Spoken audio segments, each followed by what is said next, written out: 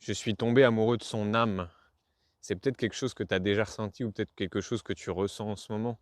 De te dire, mais il y a un truc qui me lie à cette personne.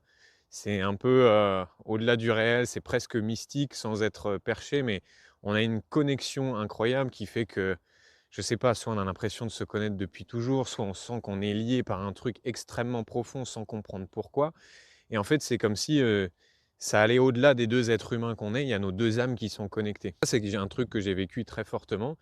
Et à un moment donné, il peut y avoir une dissociation entre, ouais, c'est une connexion d'âme à âme qui est incroyable, mais c'est comme si nos deux humains, en fait, ils n'arrivent pas à se comprendre.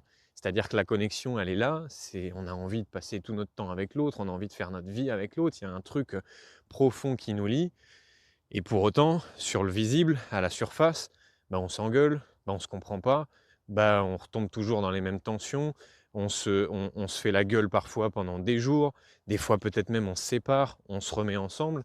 Et en fait, il y a un mécanisme à un moment donné, et c'est du vécu, qui va faire que tu vas séparer l'âme de l'humain qu'est l'autre.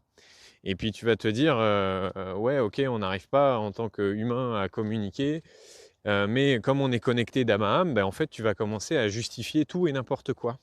Tu vas commencer à accepter l'inacceptable. Parce que cette connexion aussi, elle est tellement forte, elle est tellement puissante, elle te prend aux tripes, et puis tu te dis, mais c'est quand même merveilleux de ressentir ça et de cette intensité. Et tu as raison, c'est juste dingue, c'est juste merveilleux de ressentir ça. Le problème, c'est quand ça te vient faire justifier des choses que habituellement tu ne pourrais pas accepter, ou tu viens justifier de la violence, qu'elle soit verbale, qu'elle soit physique, qu'elle soit autre, et sous prétexte que, ben oui, mais en fait, je sais qu'en dessous de ça, en dessous de ces comportements qui sont violents, néfastes, tout ce que tu veux, je sais le bijou qu'il y a en dessous. Et ça, c'est du vécu dont je te parle.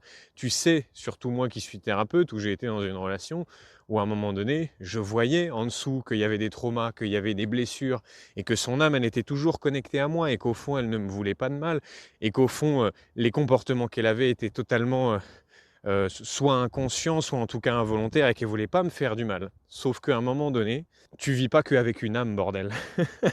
Tu vis avec un humain qui a une âme et un humain qui est aussi un humain. Et si ça vient justifier tout un tas de comportements violents, c'est juste impossible. Tu ne peux pas séparer un être humain en deux et te dire, bah moi en fait j'ai envie de vivre que avec son âme, et puis bah, son humain je vais essayer de m'en satisfaire, mais ça va être chaud quand même. Non, tu vis avec une âme et un être humain, et c'est un package, et tu ne peux pas scinder les deux, même si tu aimerais te dire, oui mais putain, mais si je pouvais garder cette connexion mais qu'il arrête avec ses comportements de merde, là ce serait top. Bah, c'est pas possible.